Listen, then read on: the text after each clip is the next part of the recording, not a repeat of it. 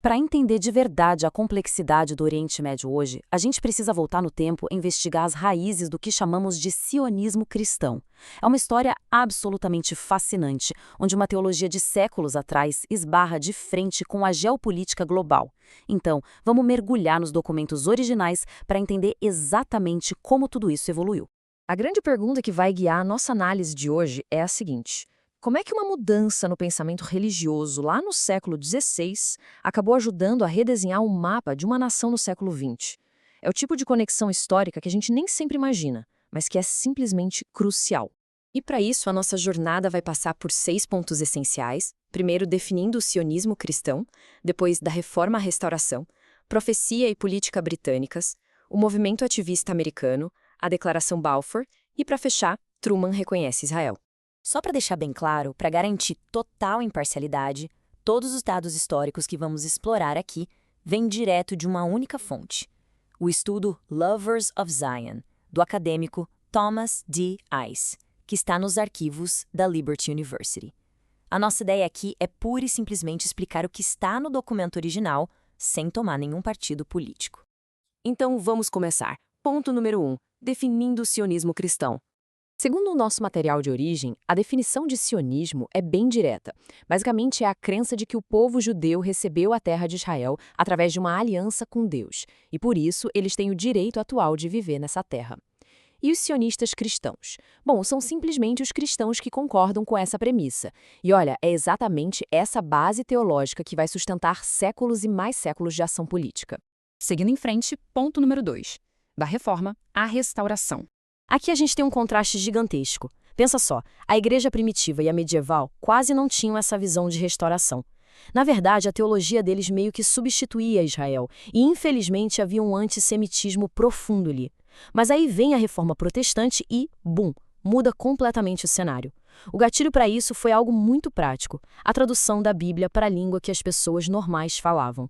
Isso acabou gerando uma visão filosêmita, ou seja, de enorme simpatia aos judeus, algo que era totalmente novo. O impacto cultural disso foi um absurdo de grande. Com a Bíblia nas mãos, os puritanos lá na Inglaterra começaram a devorar o Antigo Testamento. De repente, todo mundo queria estudar grego e hebraico. O encanto era tão grande que o pessoal começou a batizar os filhos com nomes hebraicos e até guardar o sábado. Foi se criando uma intimidade cultural muito, muito forte. E isso nos leva à parte 3, profecia e política britânicas. É aqui que a gente vê um verdadeiro efeito cascata. Essas ideias saem dos púlpitos e entram com tudo nos corredores do poder. Mas não foi nada fácil no começo.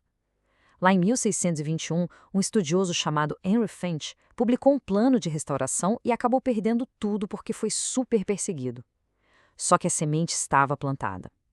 Em 1655, a pressão dos puritanos fez o líder Oliver Cromwell convidar formalmente os judeus de volta para a Grã-Bretanha. E dando um salto de quase 200 anos, em 1840, a coroa britânica já estava defendendo oficialmente o retorno judaico à Palestina. Mas, na prática, como é que uma crença religiosa vira política de Estado oficial? A história do Lord Shaftesbury é o exemplo perfeito dessa engrenagem. O processo teve 3 passos. Primeiro, ele tinha uma convicção religiosa absolutamente inabalável. Segundo, ele pegou essa crença e fez um lobby fortíssimo, insistindo dia e noite com o secretário de Relações Exteriores da época.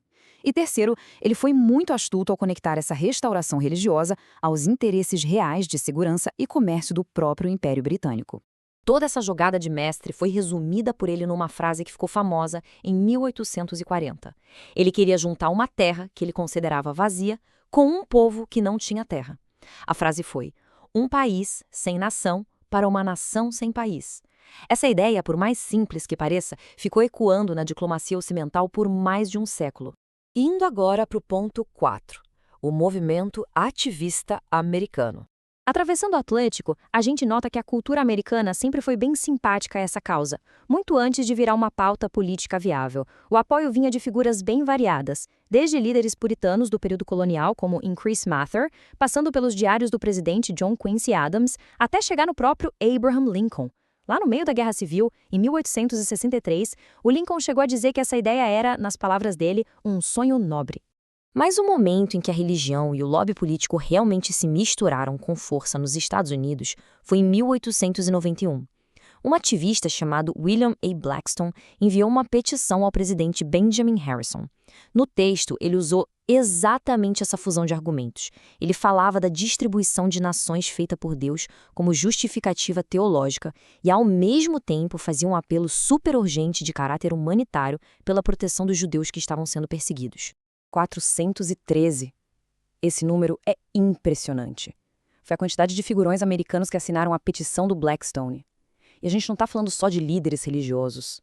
A lista incluía prefeitos de cidades gigantes como Chicago e Nova York, diretores de grandes jornais e até o cara que ia virar presidente logo depois, William McKinley. Isso mostra bem o tamanho do apoio cultural que já existia lá. Avançando para a parte 5, a Declaração Balfour. Muita gente acha que o Império Britânico tomou todas essas decisões no Oriente Médio fazendo um cálculo super frio, pensando só no imperialismo puro. E, claro, isso faz parte. Mas o texto que estamos analisando traz um fator de bastidor surpreendente. Líderes gigantes da época, como Lord Balfour e o primeiro-ministro Lloyd George, foram criados aprendendo histórias da Bíblia desde muito novos. Para se ter uma ideia, o Lloyd George confessou que sabia o nome de todos os reis de Israel de cabeça, mas não conseguia listar metade dos reis da própria Inglaterra. Então, junta tudo isso, décadas de lobby e políticos com essas crenças fortíssimas tomando as decisões na guerra. O resultado veio em 1917, com um divisor de águas absoluto, a Declaração Balfour. Foi nesse momento que o maior império da época disse oficialmente que apoiava a criação de um lar nacional para o povo judeu. Isso basicamente preparou todo o terreno para o que viria a ser um mundo contemporâneo. O que nos traz para o nosso último ponto, a seção 6, Truman reconhece Israel. Sabe quando as grandes atitudes de um presidente são explicadas pela infância dele? Foi bem isso que aconteceu com Harry Truman.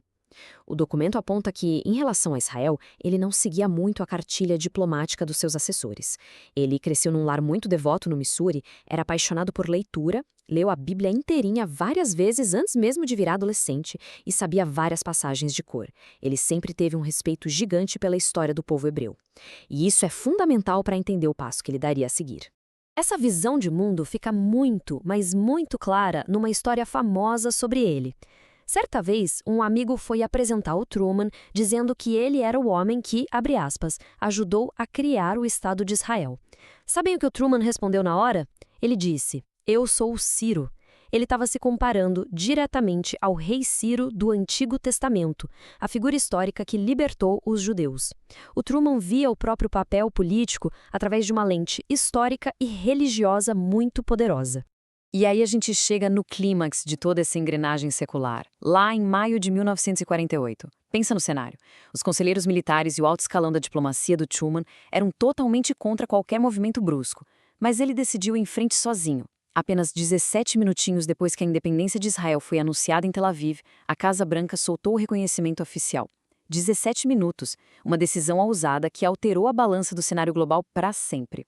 No fim das contas, concordando ou não com essas visões religiosas, o texto original deixa um fato muito claro. Essas crenças milenares cruzaram os séculos e mexeram fisicamente nas fronteiras territoriais que a gente conhece hoje. E isso nos deixa com uma pergunta super provocativa para pensar. Como é que todas essas convicções históricas e teológicas vão continuar desenhando as relações internacionais e a geopolítica daqui para frente? Entender esse passado através de fontes sólidas é absolutamente vital para a gente conseguir decodificar o mundo de hoje. Muito obrigado por acompanhar essa nossa análise e até a próxima.